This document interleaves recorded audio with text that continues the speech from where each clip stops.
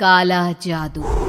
अपने बेटे रिशु के माथे से टपकते हुए पसीने को देखकर सविता की हालत खराब हो गई। ऐसा आज पहली बार नहीं हुआ जब रिशु नींद से घबरा कर जागा है। हाय मेरा बच्चा, न जाने किसकी नजर लग गई है तुझे। जब से मेरे बच्चे ने 10वीं के एग्जाम में स्कूल टॉप किया है तब से रोज बुरे बुरे सपने आने लगे हैं। हाँ माँ, मैंने आज फिर से एक काले साए को देखा। वो यहीं मेरी आंखों के सामने खड़ा था। माँ मुझे बचा लो माँ। वो मुझसे कह रहा था कि मुझसे बदला लेगा। माँ कहीं ये प्रशांत। चुप कर, कैसी बात कर रहा है? दोबारा उसका नाम मत लेना। तुझे पता है ना, उस प्रशांत ने आत्महत्या कर ली। तो बार बार उसका नाम मत लिया कर। मम्मी, क्या सच में प्रशांत ने आत्महत्या की थी? चुप कर, बहुत सवाल पूछता है आजकल। और फिर रात के वक्त सविता के पूरे घर में एक अजीब सा काला धुआं छाने लगा।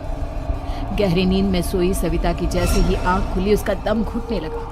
वो दौड़कर रिशु के रूम की तरफ गई जहां उसके दरवाजे पर घूमती एक काली परछाई देख वो बुरी तरह से घबरा गई। कौन है वहाँ? कौन है? सामने आओ। ये मैं हूँ, तुम्हारी काली करतूत।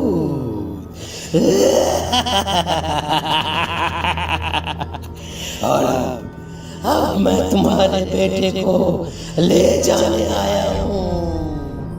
नहीं, मेरे बच्चे को छोड़ दो प्लीज। मेरे रिशु को कुछ मत करना। वो परछाई रिशु के कमरे में घुस जाती है। सविता भी उसके पीछे पीछे दौड़ कर जाती है और देखती है कि अब वो साया साफ नजर आ रहा था। वो सर से पैर तक खून में सना हुआ था और उसके शरीर के सारे अंग कटे फटे हैं। क्या चाहिए तुम्हें? तुम जो बोलोगे मैं करूंगी, लेकिन मेरे रिशु को छोड़ दो। उस परछाई ने रिशु को गर्दन से पकड़कर दीवार के सहारे हवा में उछाल दिया। रिशु जोर जोर से चिल्लाने लगा। माँ बचाओ मुझे, बचा लो माँ। माँ ये मुझे मार डालेगा। माँ मुझे बचा लो माँ। नहीं ऐसा मत करो। मुझे मार दो लेकिन मेरे बच्चे को छोड़ दो। मैं तुम्हारे आगे हाथ जोड़ती हूँ। वो परछाई रिशु को जमीन पर गिरा देती है और अचानक वहां से गायब हो जाती है। रिशु, मेरा बच्चा, तू ठीक तो है ना? कुछ बोल बेटा, क्या हुआ है तुझे? मैं ठीक हूँ माँ। क्या हुआ था यहाँ पर? कुछ नहीं बेटा, कुछ नहीं। तू परेशान मत हो। हम कल ही गांव के बाहर जो तांत्रिक महाराज रहते हैं उनके पास चलेंगे। ठीक है माँ, हम जल्द ही उनके पास चलेंगे। मुझे बहुत डर लग रहा है माँ। ये बार बार मुझे डरावने सपने आना, ये सब हमारे साथ क्यों हो रहा है माँ? अगले दिन सविता अपने बेटे रिशु को लेकर गांव के बाहर तांत्रिक के पास जाती है। जिस जगह पर तांत्रिक रहा करता था वो जगह बहुत डरावनी थी। चारों तरफ कंकाल और भूतियां नजर आ रही थी। गांव से दूर वीराने में उस जगह पर जोर से आंधी चल रही थी। रिशु ने डर कर अपनी माँ का हाथ पकड़ लिया। माँ मुझे बहुत डर लग रहा है। ये कैसी जगह है? देख बेटा, हमारे साथ जो कुछ भी हो रहा है उसका इलाज सिर्फ और सिर्फ ये तांत्रिक महाराज ही बता सकते हैं। अब यही है जो हमें प्रॉब्लम से बाहर निकाल सकते हैं। जैसे ही सविता और रिशु तांत्रिक की झोपड़ी के अंदर पहुंचे, वहां का नजारा देखकर उनकी आंखें फटी की फटी रह गई। तांत्रिक की झोपड़ी के अंदर कई सारे लोग अपनी गर्दन घुमा घुमा कर जोर जोर से चीख रहे थे। कौन हो तुम और यहाँ क्यों आई हो? महाराज, मेरे बेटे को कुछ दिनों से एक डरावनी काली परछाई नजर आती है और कल रात उसने मेरे बेटे पर हमला भी कर दिया।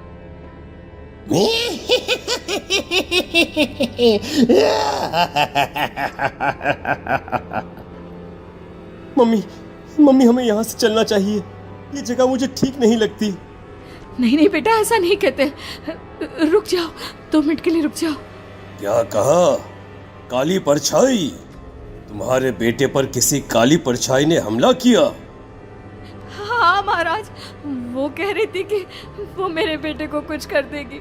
कोई उपाय बताइए महाराज, मेरे बेटे के साथ कुछ गलत नहीं होना चाहिए।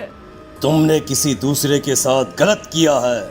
तो तुम्हारे साथ भी गलत होकर ही रहेगा। तुमने किसी की जान ली है, किसी को मार डाला है तुमने। नहीं महाराज, मैंने ऐसा कुछ नहीं किया।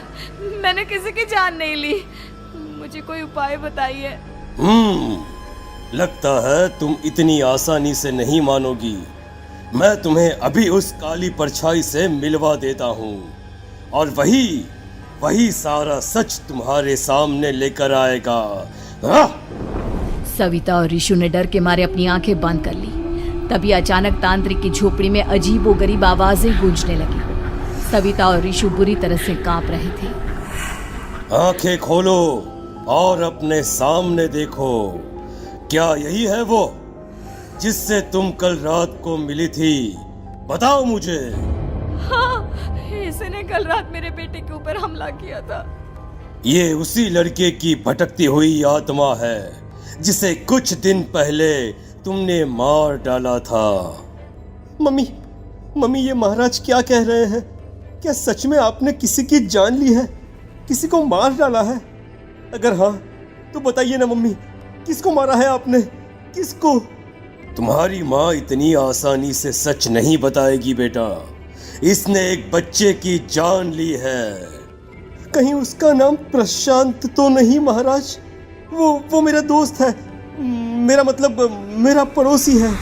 सही पहचाना। देखा सविता, तुम्हारा खुद का बेटा भी जानता है कि तुमने किसी के प्राणों की बलि चढ़ा दी और इसीलिए अब उसकी बुरी आत्मा तुम्हारे घर में भटकती है। मुझे माफ कर दीजिए महाराज, मुझसे बहुत बड़ी गलती हो गई।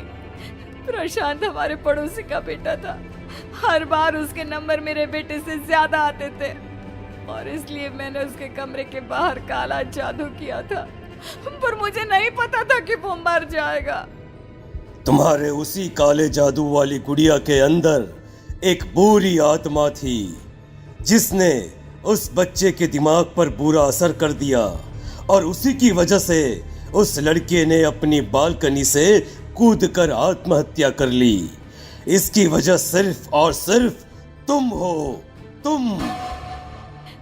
नहीं महाराज, जो कुछ भी हुआ मुझे नहीं पता था कि प्रशांत अपनी जान दे देगा।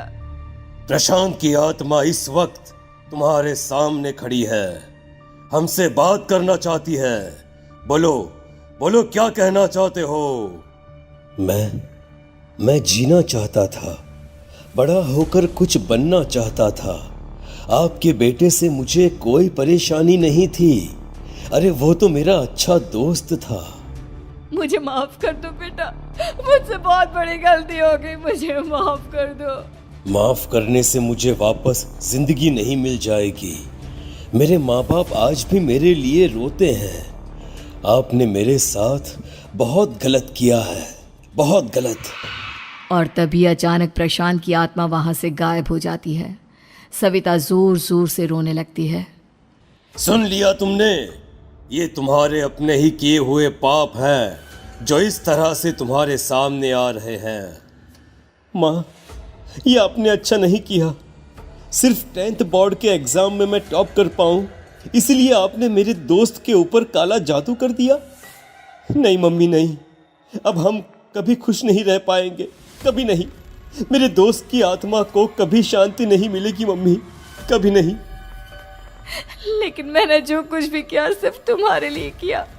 वो लड़का हमेशा फर्स्ट पोजीशन पर आ जाता था और इस वजह से हमेशा तुम्हारे मार्क्स कम पड़ते थे। मैंने तो सिर्फ उस पर एक छोटा सा काला जादू किया था बेटा। मुझे क्या पता था कि उसका ये नतीजा निकलेगा।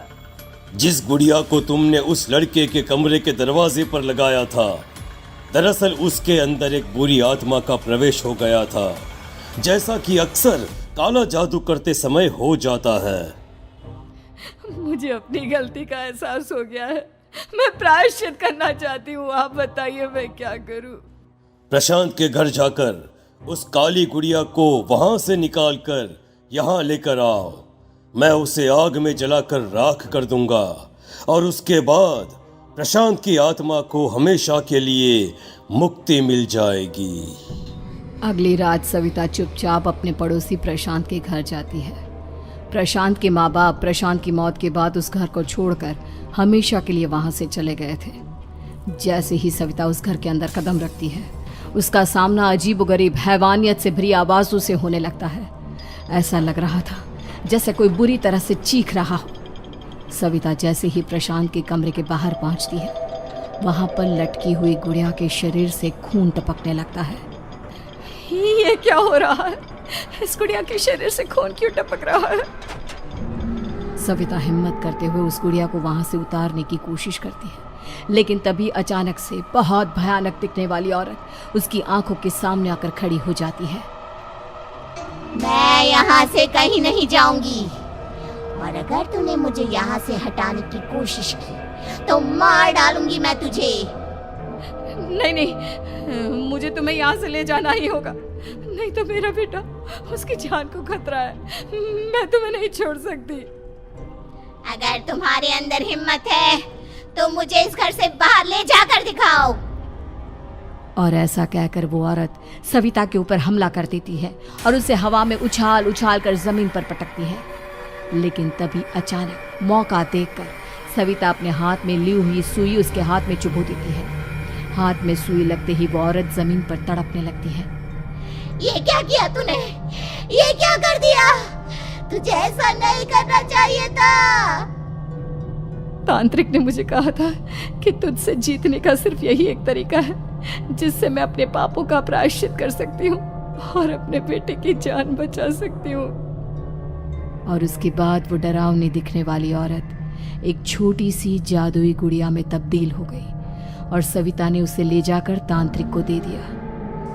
तांत्रिक ने जादुई गुड़िया को आग के हवा